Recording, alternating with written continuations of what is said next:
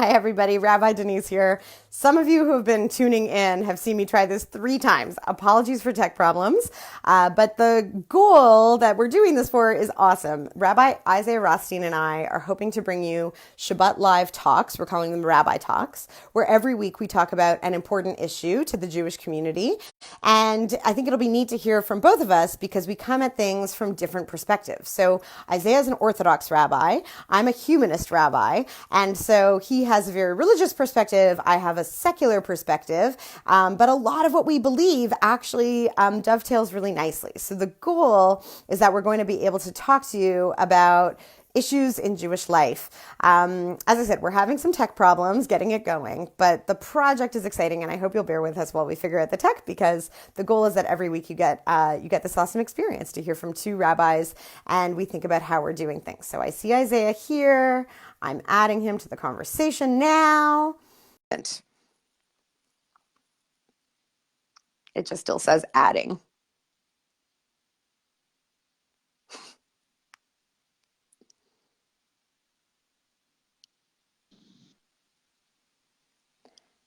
Hello, Rabbi Isaiah.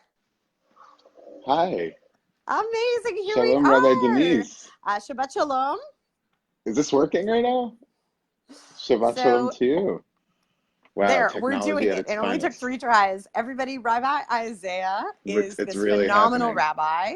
Hi, Maybe since everyone. this is our first, And everyone, Rabbi maybe we Denise can as each well. introduce ourselves and our work, if that's okay. Do you want to start? Yeah, that Go for sounds it. great. Yeah, I'll start. So for starters, I'm just excited to connect with you.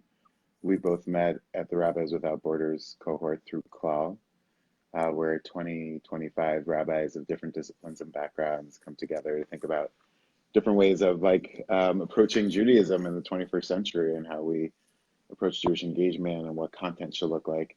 And so I think it's super cool that we're actually getting together and talking the way we are, because we're also showing the Jewish community at large the importance of dialogue and conversation. And so Thank I'm excited you. to do that with you week in and week out as my It's chavruta, very and it's exciting. super exciting.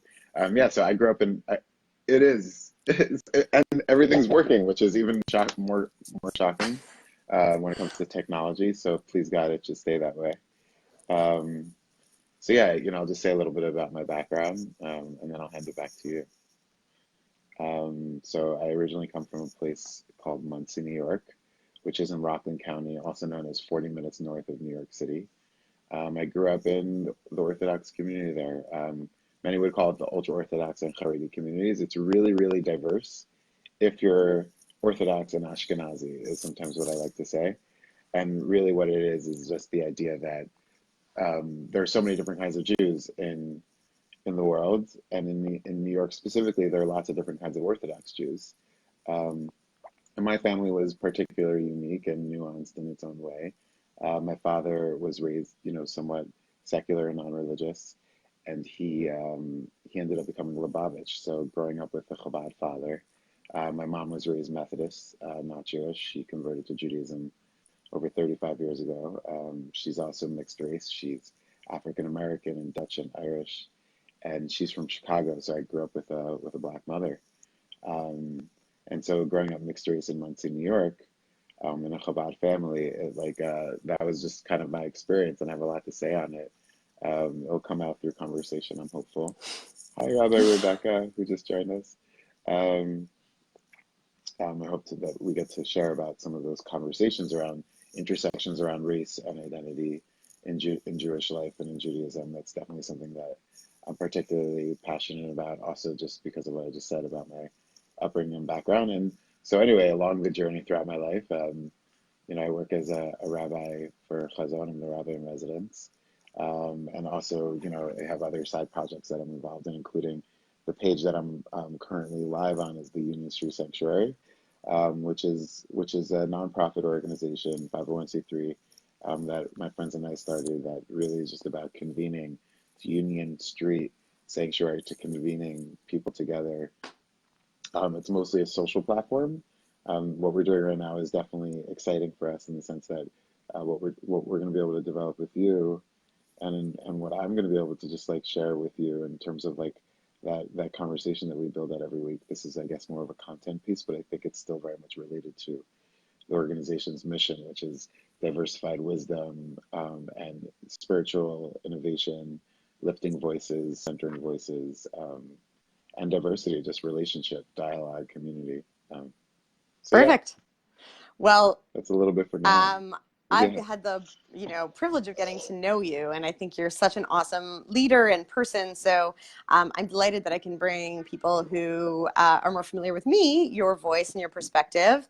To introduce myself to those who don't know me, I'm Rabbi Denise. I'm a humanistic rabbi, which means I come from the secular humanist movement, serving Jews who tend to affiliate more of a cultural perspective in Judaism. So I serve Jews for whom traditional prayer services may not be meaningful, but the values of community and repairing the world and celebrating Jewish holidays, Jewish wisdom and text study, all of the meaning we can draw from Judaism still is very much relevant to us. And we want to be able to express it in a way that feels authentic for us.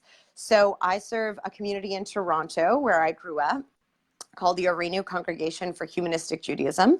And I serve a community that's completely online called secularsynagogue.com, which brings Jews together from all over the world doing Jewish online. It just launched this past Rosh Hashanah, so it's new and it's been very exciting. So hi to secularsynagogue.com people watching, and hello to all of you watching. It's lovely that you're with us. My own background in terms of race, because, Hey. hey, because we decided to make this first talk talking about race, issues of race and the Jewish community.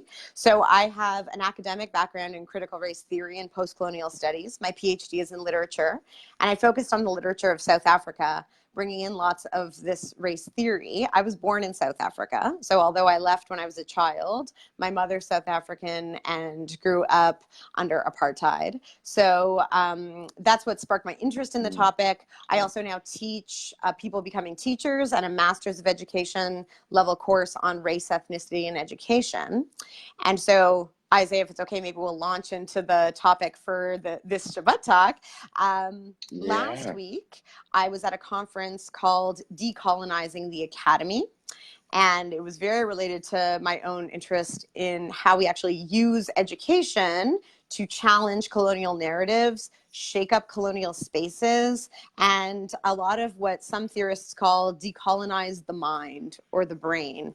Hey, Elliot. There's a book called Decolonizing the Mind by Ngugi wa Thiong'o, where he really talks about how education has been such a major tool of colonization. And even when countries have decolonized politically, the Mm, colonizing of the brain continues. And so I've been really interested in right. listening Right. to, Indigenous scholars, Black scholars, Colonizing the mind. people of color generally. So Yeah, it's intense. intense and it's important because as I said, I teach teachers and I Okay. want our work to be in the service of doing good in the world. It's the way I see Judaism too. I think Judaism is not so much an end in itself. It can bring a lot of value to our lives, but to me, Judaism is a means to an end, and that end is creating more justice and goodness in the world. And so, so I see the text study I might do academically and the text study I might do Jewishly really work together in this way. What do you think? Right. Right. I mean, number one, it's just your background on these topics. I think we've definitely spoken about this, but it's making me realize um, how great it is that we're bridging our two worlds, perspectives, experiences, knowledge points, and just like riffing off of Yeah. each other. That's like super cool. And I want to hear more about how you decided that that's what you wanted to study. What did you say your degree was in? It was on What was South it? African What did you say it literature. was? Yeah, it was a PhD in English with South African literature at the center, but a lot of race and post-colonial and feminist theory. Wow, crazy. Yeah, I would say about the specifically like colonizing the mind, that idea of like that we somehow um, that the mind is so malleable and flexible and a sponge, and that we can actually control how people think. And we actually have times in history and experiments that have been done that prove exactly that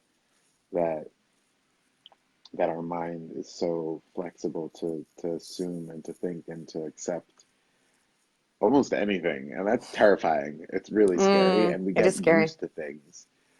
So there's just so much to riff off of this idea that our mind could be colonized or taken over. I would say like the less harsh or aggressive way of saying that is that you adapt to social norms. Right. Like that's also like meaning it's all in the same to me. And if you disagree, that's fine. But I think like to me it also exists within the greater context of society of like we shake hands with society all day. Like something, so I've heard people say, like I've heard a homeless guy say, everyone's an actor. Like just because I'm sitting on the floor and that's my role, but like everyone's an actor in this show because like we're all little kids and we all grow up and we still, um, specifically to race.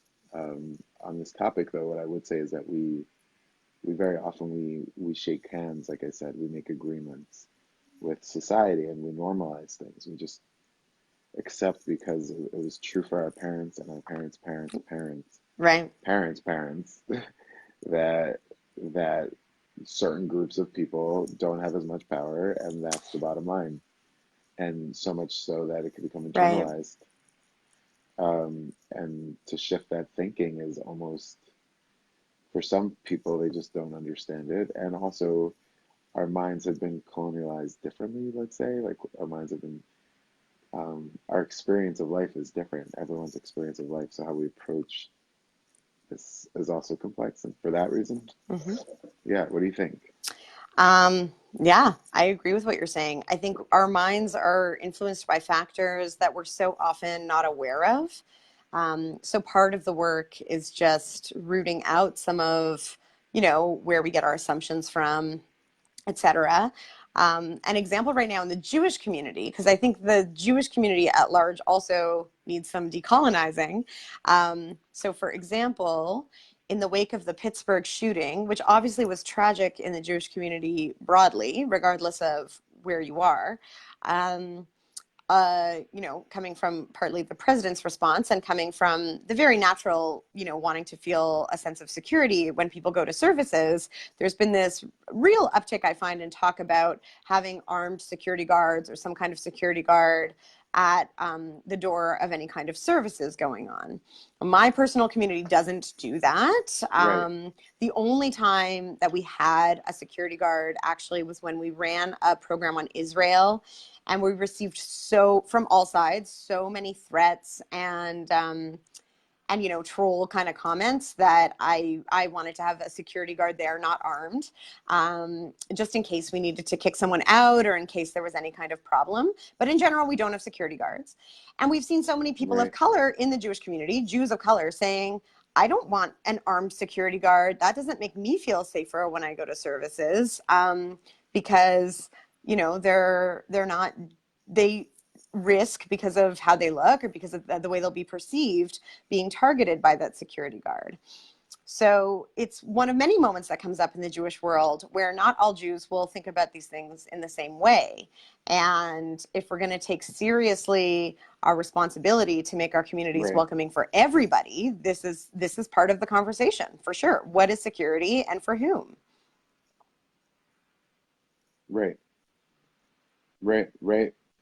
And to your point, thank you for bringing that up.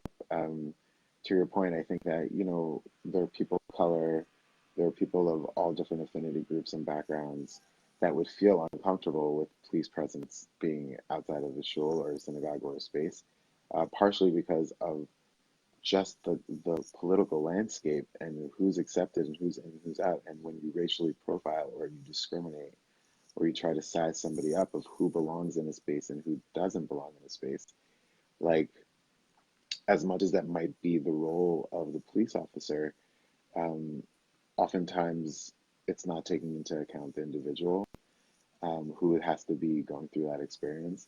And also, I think that, so that's one point. And then the second point that I think is a little bit hard is that when trying to create understanding between, let's say, the classic, whatever you want to call it, like classic cisgendered white male Orthodox man who walks straight into the shul because he's wearing his kippah and tzitzit, and he identifies fully as like a Jew, and the cop doesn't even give him a problem. But then fill in who else are you praying with? Who else is in that space that might not have that same experience?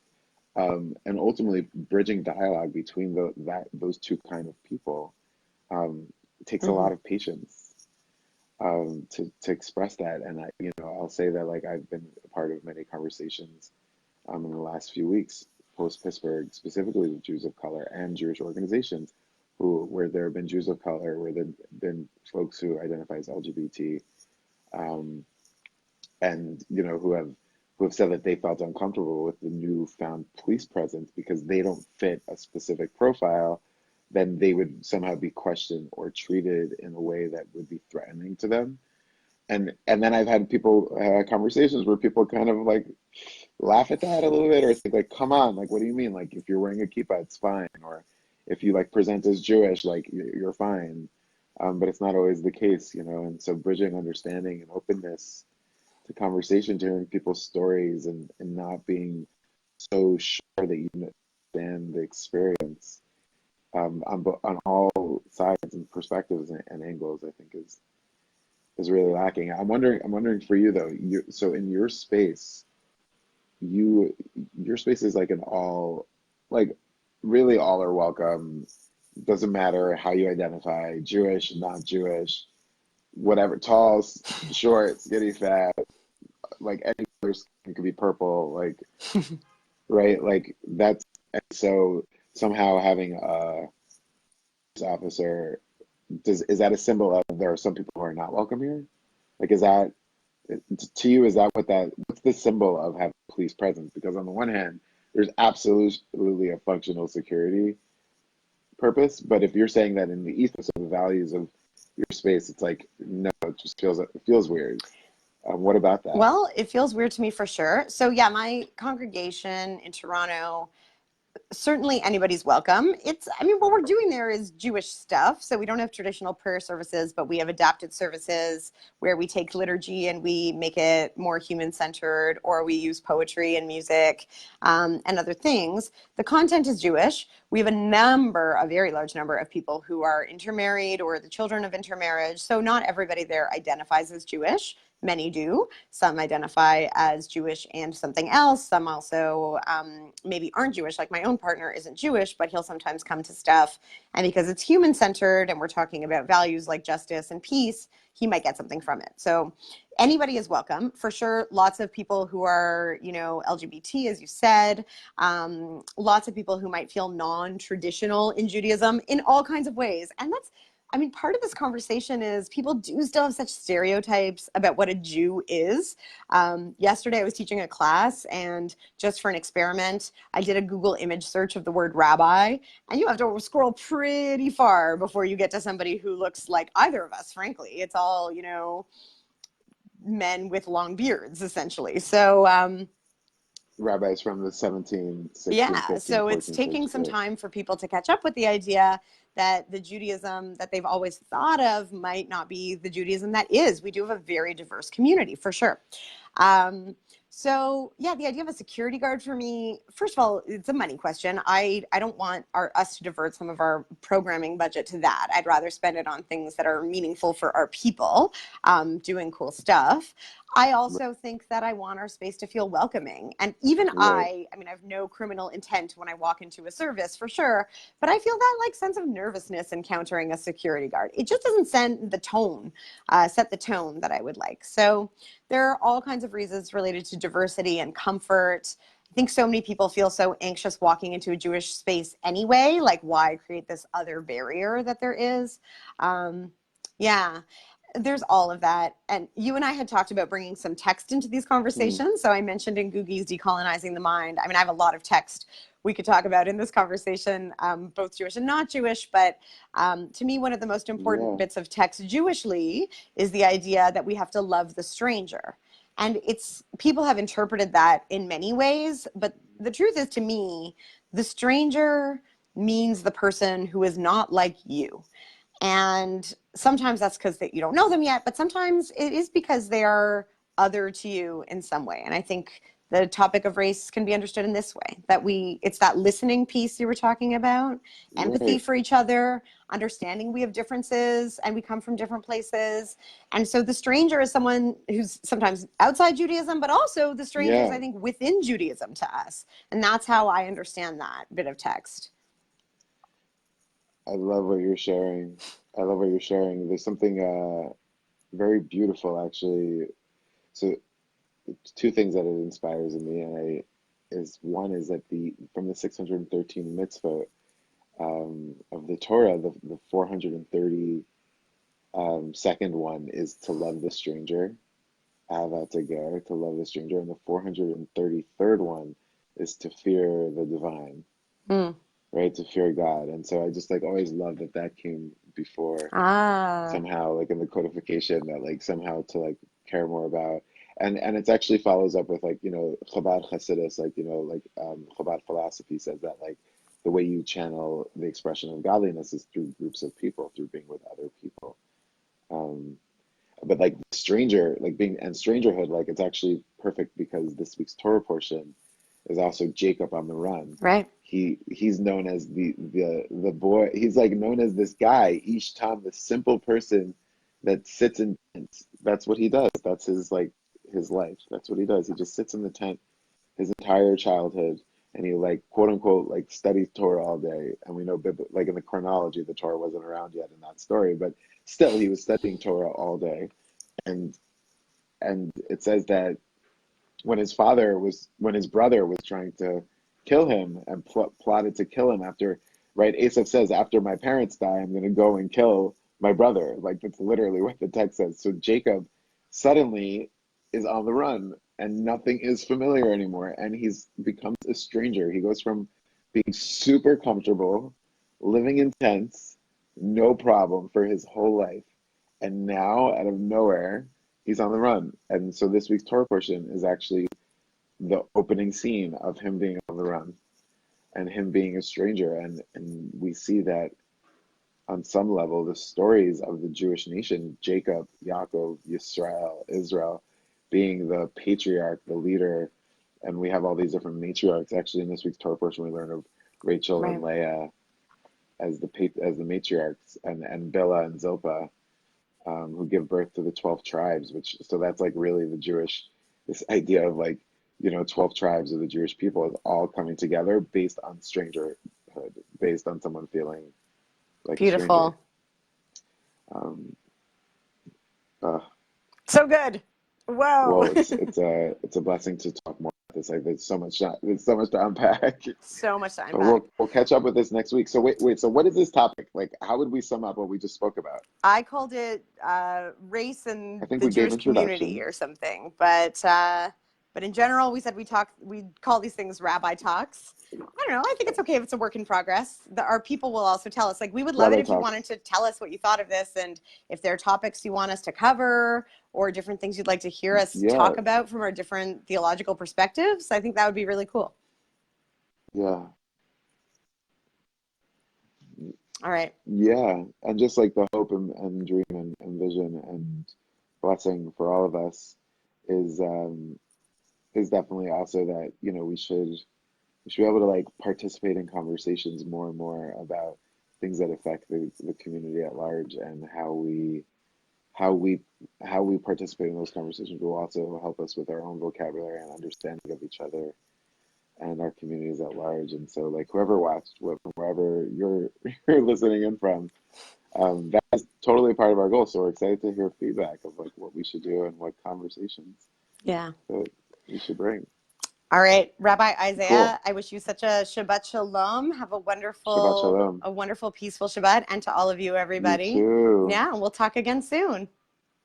Okay, Amen. bye.